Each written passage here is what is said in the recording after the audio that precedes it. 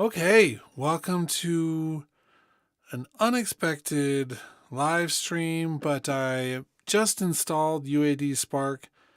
I've opened up like one instrument and one plugin total, and I thought I would just jump on a stream and go through some of this because perhaps some of you are wondering if this is a plugin bundle that would be useful for you. And that's what I'm wondering too. I have a lot of bundles of plugins and I'm always curious to see if something is going to be adding something to my toolkit or not. And so I'm curious. I'm curious about the UAD stuff. And so we're going to look at a little bit of it. Um, I would say so far, if you're a longtime UAD user, don't jump into the chat with a lot of angst, but so far, so much of this seems like it's traditional bass. Now we have a couple cool instruments. Ironically, one that's very traditional, the Mini Moog, and then we have a couple synthesizers besides that, and we have a really amazing grand piano. I think it sounds really good, and then a B3. So just 5 instruments, not a ton of instruments. But a lot of the stuff that I want to look at tonight are the like the really traditional imitations of hardware that perhaps you've used in the studio. I know I've used some of these things in the studio, and so I'm curious: is that really the direction I want to be going in terms of adding things into my toolkit? I mean, that's the question, right? And so we find ourselves with things like the LA2A and lexicon reverbs and Neve preamps and tape emulators and everything from Pultex to plates. I mean, these are some really classic things that a lot of the analog originals, those tools have been used in a lot of places. And on a lot of records and by a lot of really amazing engineers. And so it's like, I love API. We have a little bit of API in Logic. I don't know how much, if you're watching this, how much you know about some of the tools we have. But for instance, in the EQ, the vintage EQ collection, the graphic EQ tool is based off of an API unit. I mean, it's a great sounding EQ, both as this, digital version in Logic. For me, I really love using this the punchy output model with the drive pushed up. I mean, there's some really cool things about that.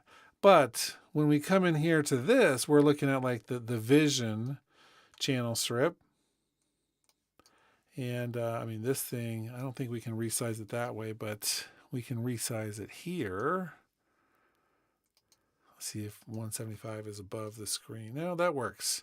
You can see I'm on the 90-day demo, which is their deal right now. It's 99 cents a month for 3 months, and then the subscription model kicks in.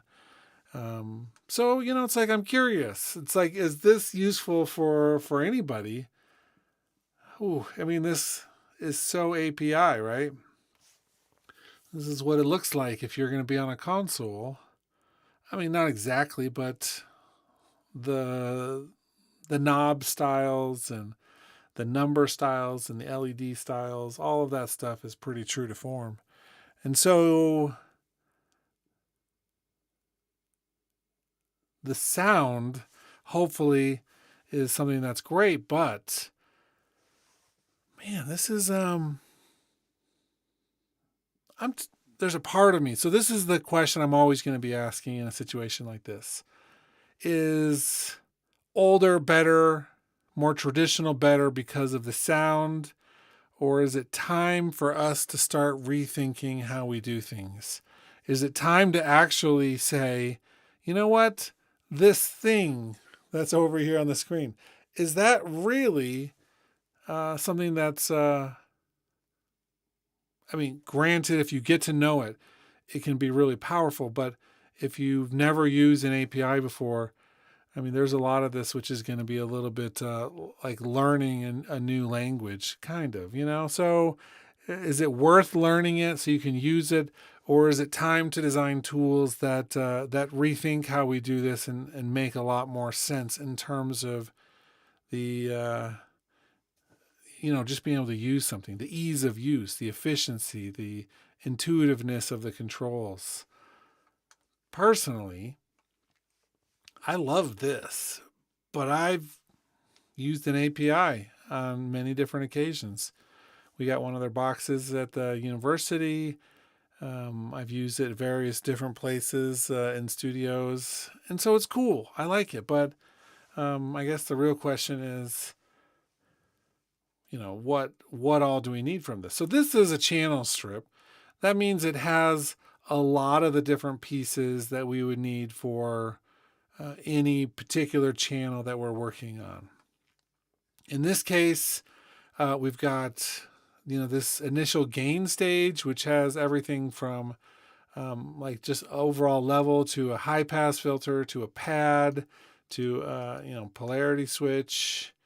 Then we have some basic filters, a gate or an expander, a compressor limiter, and then we have an EQ 4-band, and then some metering and another fader at the end. So you could put this on every channel that you're using and come up with some great things. I'm just going to mess around with it for a minute. I've got a basic drummer loop. So, I'm curious always, what can I do to make my drummer track sound better?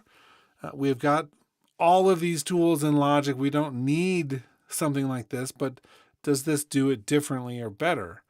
I guess would be a question. So I'm just going to push a little bit of compression on this and maybe do a little EQ and see where we land with it. I don't know. We'll see.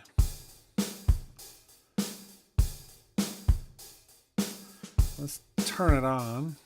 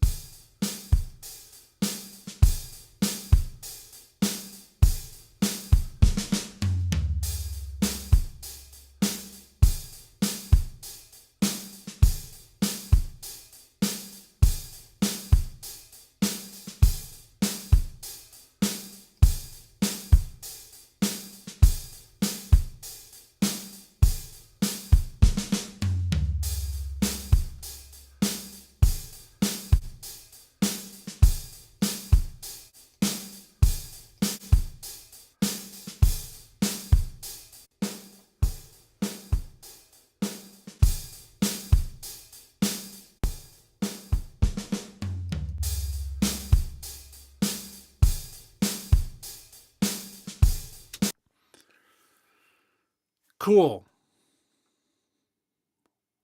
My question is always going to be, does the sound of the emulation of a Vision channel strip get us closer to what we might want then the speed we can get there with some other tools, if that makes sense.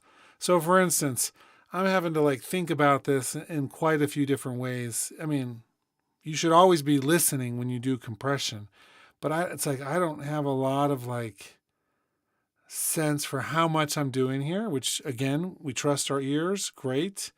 And we have a little bit of metering here with the LEDs to show us, but not tons. Everything's going to be by ear with this thing. It just has to be because there's not enough other cues. For instance, if I'm coming through here and I throw on my compressor and I mean, in this case, it doesn't even matter. I just want to demonstrate something here, which is with the graph mode. If you're not like great at compression or don't understand it, this is a really useful mode, right?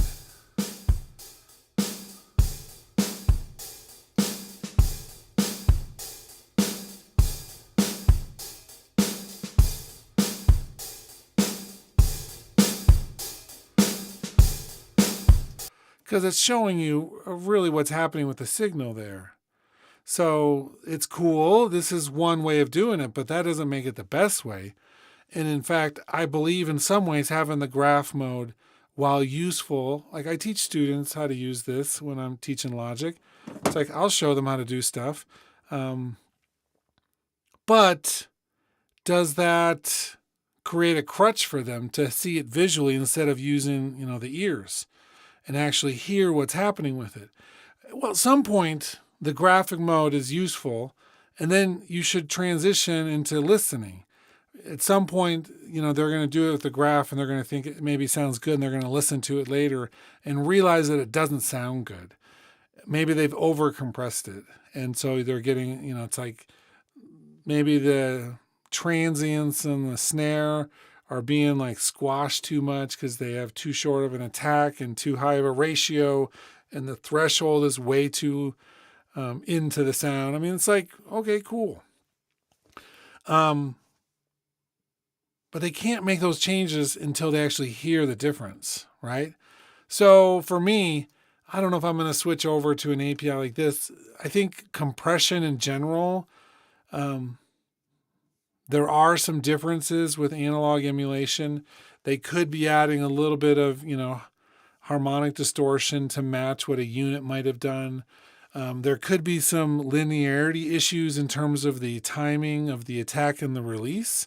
Often that's where the character of a compressor is. So that means like, yeah, sure, it's 20 milliseconds, but it could be different across the range. And so you're not going to necessarily get out what you put in kind of thing exactly. But having the graph mode, having all the tools, having some different colors, and then for me, one of the big things right now that I'm doing a lot with is the mix between the original and the compressed. Now, I don't know. I'm looking at this UAD one. I don't see an option to mix, but I mean, the original wouldn't have had that anyway. You'd use, various things on your console to do that, or in a patch bay with a mult tool or something. It's like mult it out to 2 channels and compress one heavily and compress the other one either less heavily or not at all, and mix them together. We do that in Logic now with this one button, the knob. So you just mix that in, get some of the original, get some of the compressed, and you end up with a really nice like New York style compression scheme happening.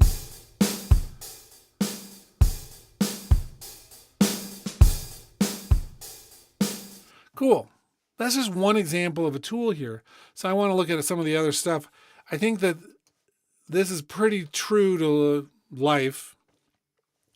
It took me a second because when I have knobs, I always want to pull them in a circle because that's how you turn them. That's such a stupid thing, and you might even be able to switch it around. But these ones you just go up and down with. So let's see if I don't see any choices here. Cool. I was going to say maybe there's a way to switch the behavior of those, but I don't see it. I want to see if they have got a lot of presets in here.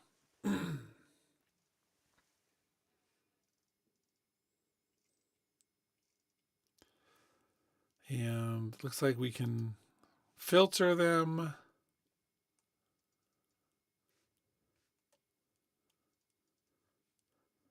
Explosive drums. Let's turn that on real quick.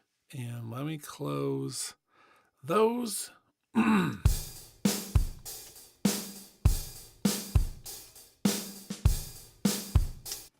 That's not very explosive. Excuse me. Okay, moving on a little bit. Because I do want to hear a few other things. Like I said, I'm just pulling this up for the very first time in many ways. I feel like I should know more of the history of UAD, but I do know that for the longest time, it felt like you had to have one of their devices to really use any of their stuff, and now they've got it all, native without that, which is really cool. It's cool, but when you're watching this, either now or later, and you use any of the UAD things, make sure you put in the comments some of your favorite things. I love having good lexicon stuff. This is not my favorite of all the lexicon stuff, but certainly they've made some pretty distinct sounding reverbs over the years. And so I'm going to, for the moment, leave on my compression for this, so it's a little louder, but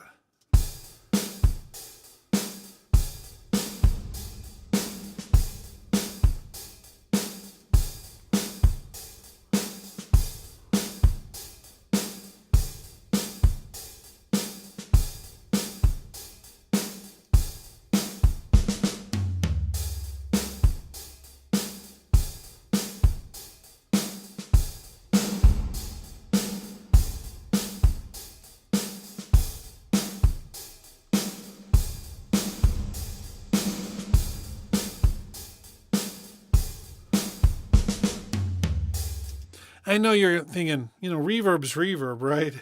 I'm going to be doing a video, hopefully in the next couple weeks, where I show you some of the new reverbs from a company called Sonable, and where they've got actually AI-esque. It's more like intelligent tools where they listen to the incoming signal and they adapt everything. And it's this process that's really cool using modern technology, as opposed to something like this, which is not. It's very high quality. In this lexicon, it's like I can hear that sound and I think lexicon right off the bat. For anyone who's used lexicon a lot, you could probably hear certain elements of that too. But I'm really excited to have some of those tools that perhaps feel nostalgic to me personally, right? But that doesn't mean they're going to be right for everybody. But it's nice to have a good emulation of a lexicon. I use a few different things for this that are not logic based, but I do use. Let's see if I have my browser over here for a second.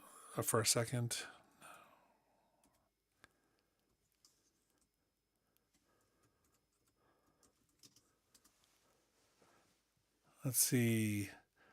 The 960L from Lexicon is like one of the ultimate reverbs. And I don't use that reverb specifically. What I do is, let me mute that for a second. Because I'm a huge fan of doing things with impulses and whatnot. Let's load an IR. And I have got my 960s. I don't have them as presets, but where are you? Kind as a folder. I don't know if I've put them in a useful place on this. No, they're not there. I'll find them. When I want the lexicon sound, I have a whole set of the impulse responses from that reverb.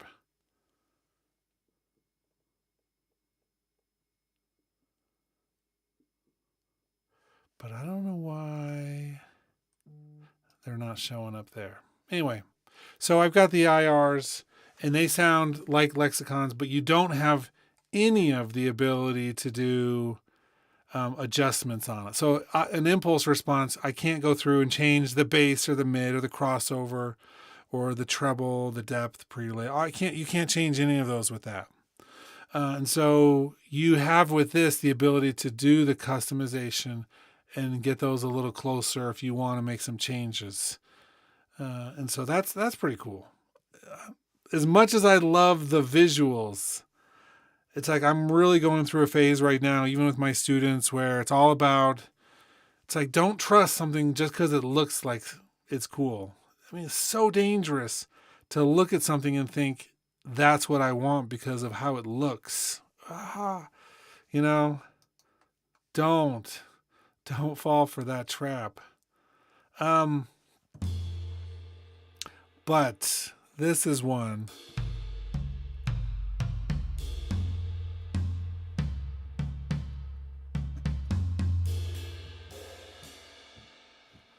This is one that's really cool. So the Hitsville, USA, I don't know if you know much about this, but this is like Motown. This is where like thousands of records were cut, and they have this reverb chamber up in their ceiling. And this is one of the reasons I got excited about this week, is because, let's see, I'll share you this photo if I can pull it up quickly. I was just there last week in Motown, and we did the tour, which was really cool. And you get to look up into this reverb chamber, and I'm going to share this picture. It's you can't, that picture, this image that they have here doesn't really do it fully justice. There we go. Okay. There we go. So this is looking up into it just from the bottom part of the room. And it doesn't look like what they're showing in the image quite a bit at all, but it's a unique place. It's a really special place. And this reverb was used, and it really sounded distinct from a lot of other things. So this is actually something that's really cool. Oh, maybe that's the picture right there. So this is the picture I was showing you, is through that trap door in the floor. Right there. So that corner of the wall is that corner right there in the front, and you look up. But they were using this, and so this is really kind of a special reverb. And you don't see this in too many places. Let's see if I can...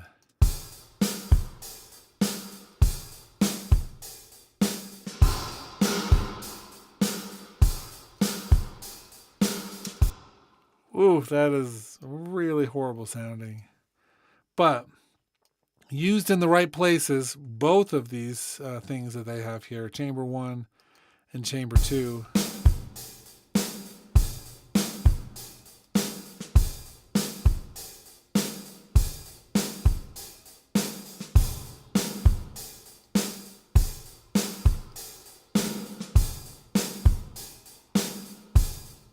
it's like I want to use that reverb on a lot of things. It's like a tribute in some ways. This first one says use on vocals, solos, and percussion to push the most important elements up front. And this one says use on strings, horns, piano, and drums. I'm skeptical of listening to that on the drums just now.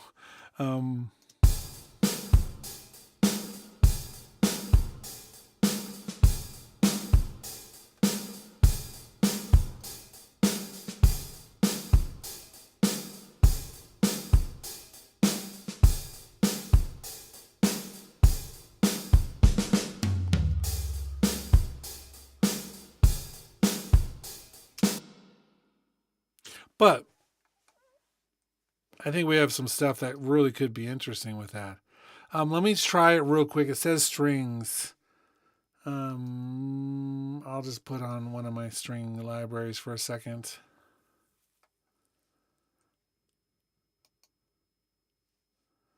One of the full strings.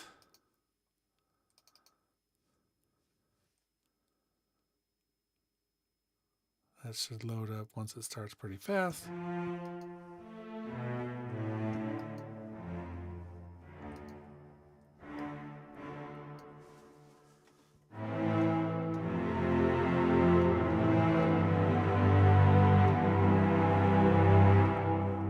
So let's change the...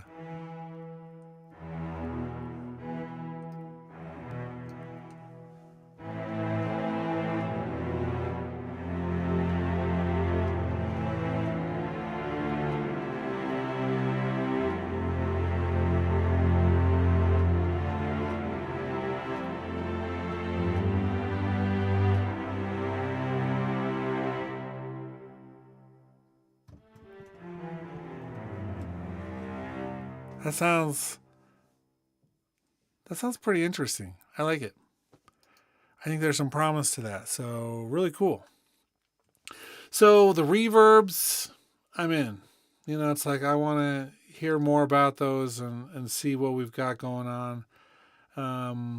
While I have the strings up, let's see if there's anything that I'm curious about with that. I'm not going to use too much compression on the strings, not really. So much of that I'm going to be using on things like drums, vocals, some other instruments. We have the tape recorders, which I'm probably never going to really use, but you never know.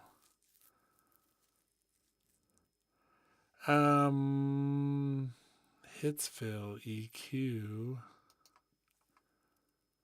I mean, they went all out with this. That is cool. So they still have the stuff in the room, the control room there. I'll send over this photo too. I don't know how much of this was actually original or not, but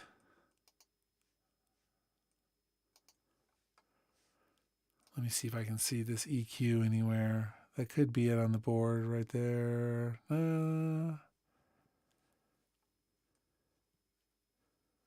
Hard to say from a distance.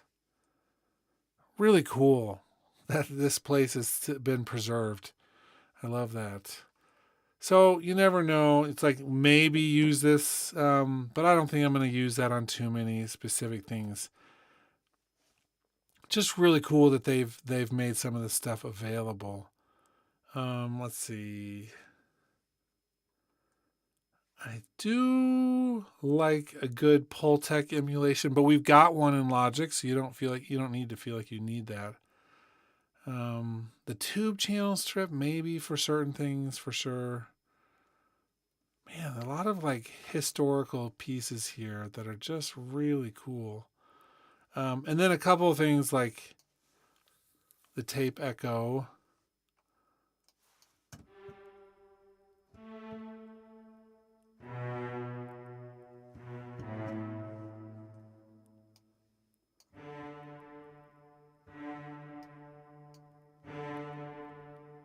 Says it's on. This is soft. Okay, cool.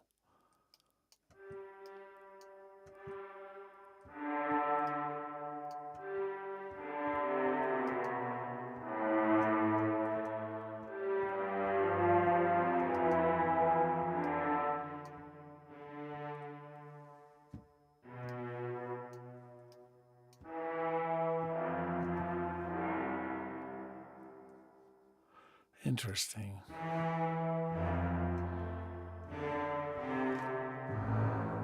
Not something I'd put on strings typically. We actually have one of these original space echoes at the university. It works with a piece of tape that's in a loop that's stored up in the top part of it, and it just all like rotates through there, and is constantly cycling through and using tape heads to do various timing things. It's an amazing unit in real life if you can have one, but it's unlikely you're going to find one just sitting around someplace. And so this is not the only company that makes an emulation of this particular thing, but still pretty cool.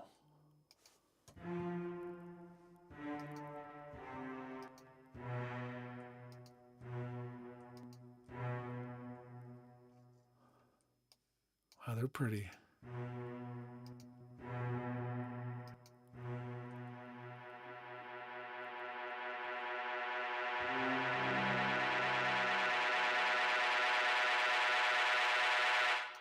That's when we turn it off. Cool.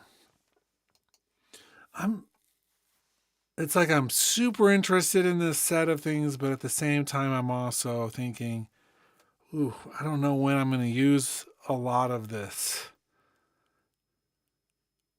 It's good. Now, we did get David. I don't know if you're still here.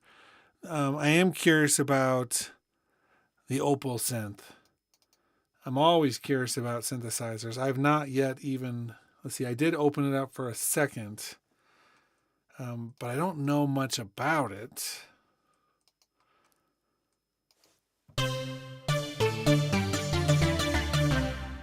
So it has wavetable. I love wavetable synthesis. It's one of my favorites.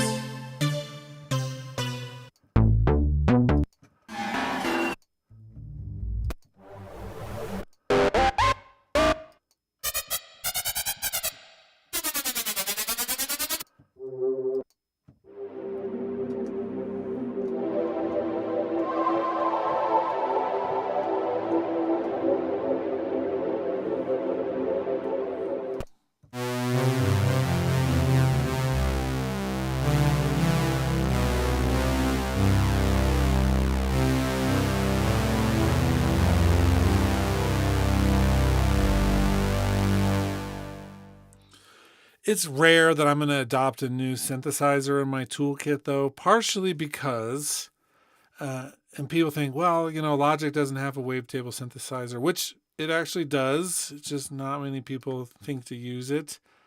It's the one that's right here inside RetroSynth. Now, is it going to sound as good as what we just heard? Let me see if I can find a preset. So it has that kind of potential for the metallic industrial type sounds. Let's find another one. They're not organized very well in terms of the presets.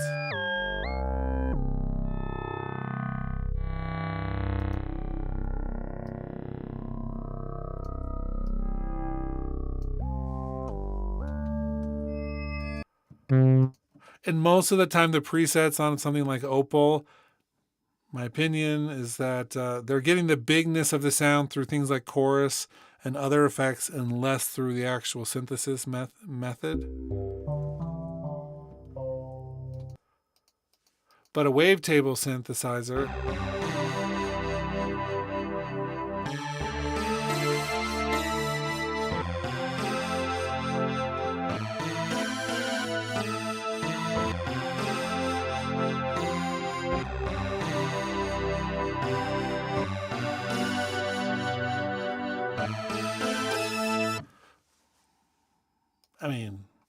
I like it either way. The other thing is you can get, even though it doesn't talk about it explicitly in any of its materials, you can actually do things with wavetable type synthesis in Alchemy. Alchemy can do almost anything, but it's really good with some of those tools. And so you can actually import a wavetable type file and then seek back and forth through it using one of the input methods in here.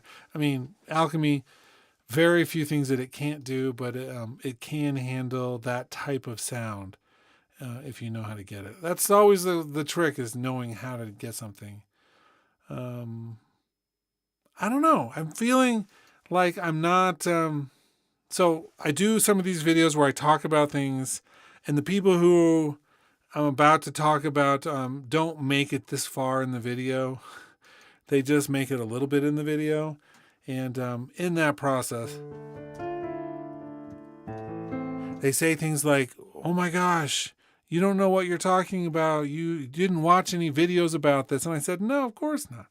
I'm not interested in learning all about it in advance for a reaction video like this. I'm more interested in downloading it and exploring it from my point of view, because I learn a lot about what it does or doesn't do right off the bat like this.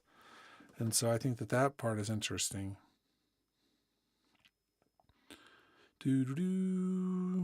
Okay, just saying hi to somebody. There we go. But this piano is hands down 1,000,000 times better than any piano inside Logic. And it's not just that it's better.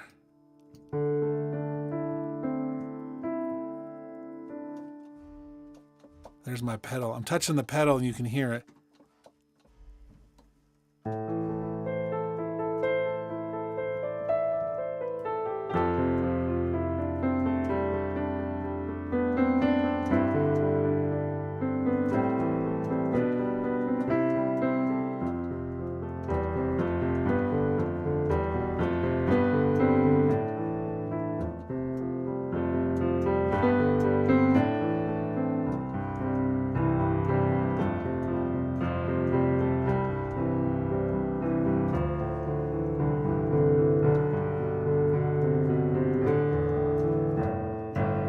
See.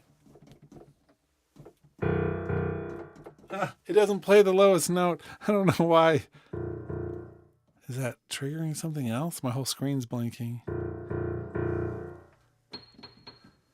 And I've got like one of those nice hammer action MIDI keyboards, so it's 88 keys across. It feels really good to play it and have it sound like a real piano.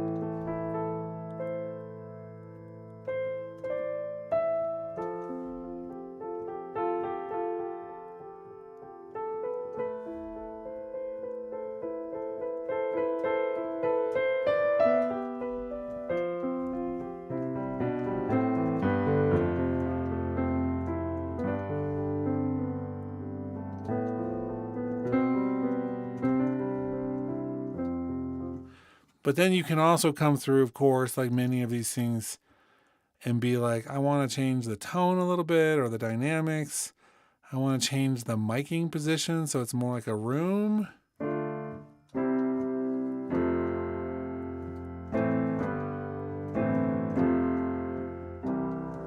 I prefer, for most things I do, closer mic, but that's just me.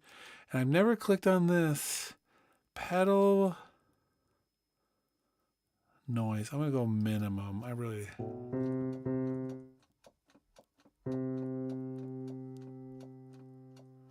It's not doing anything now.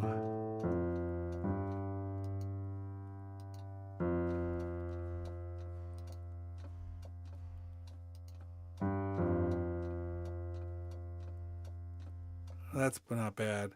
I don't want it to be too much.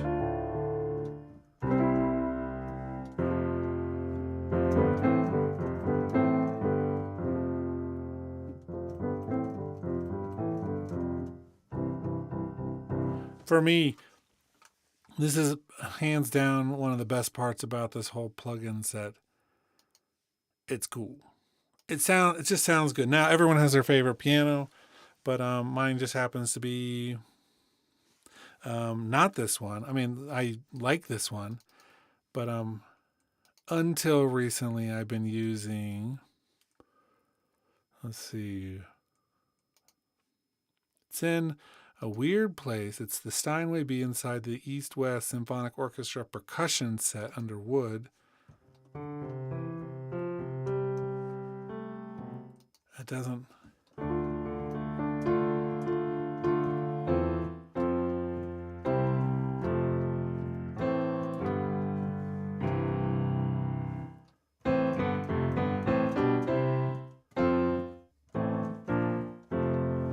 And I don't know, let me see if I have any ability to control. I don't think I've got, yeah, no close mics, no surround mics either.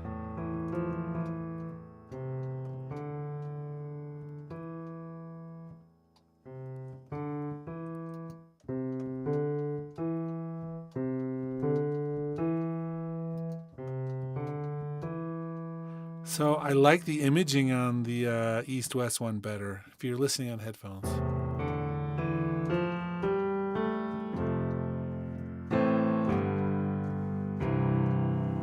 And let me switch it back to the UAD one.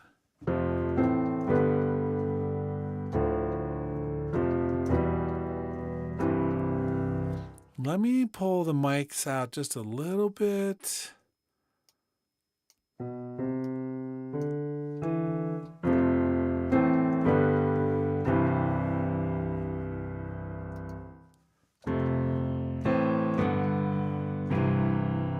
I like the mic technique better on the one I'm already using.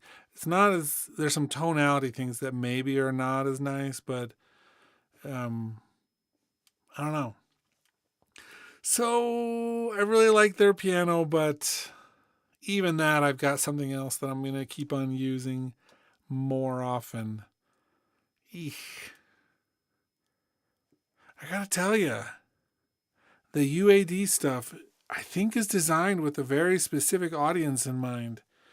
And that audience is the audience of people who've used all that equipment before. And not people who are trying or just getting into audio production and music creation and producing right this moment. Otherwise, some of that stuff is not going to make any sense to them at all. I don't know. I got mixed feelings. There's a few of you watching. Anybody use the UAD stuff? I know, David, if you're still watching, you said that you do.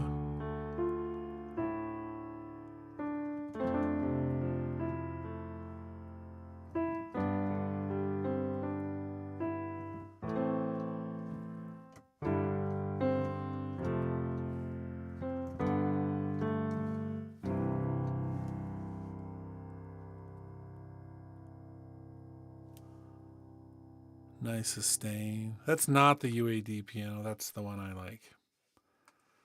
Oh, well. I wonder, so what I would be using,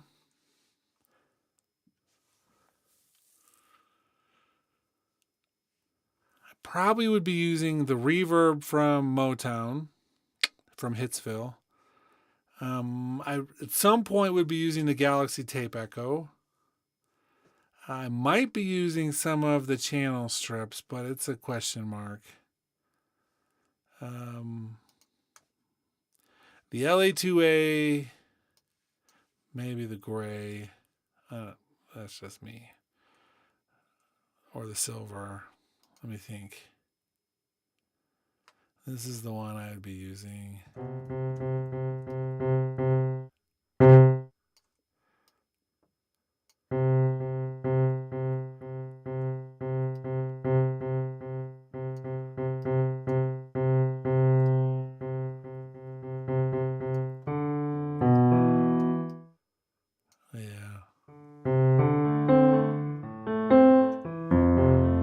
On piano. That's not something I would ever use on piano personally. But I would use it on vocals and maybe bass and sometimes other cool instruments. I might be tempted to use the 1073 preamp and EQ. Oof. But the reverbs, maybe the Pultec, even the Neve, the Pultec, the API, we have some of those flavors in Logic already. I don't know if I'm going to be using all that much in here. Okay. So Tigris says, I went all Logic stock a few months ago. It's not as much fun. I don't know. So I know what you mean. I know the essence of what you're saying right there by it not being as much fun. But you're talking about as much fun visually almost. Because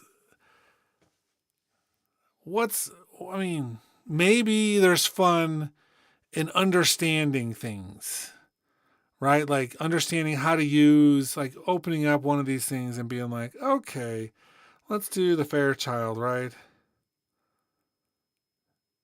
Now, I've never used a Fairchild in person, and I'd be surprised if most people watching this channel have ever used a Fairchild in person.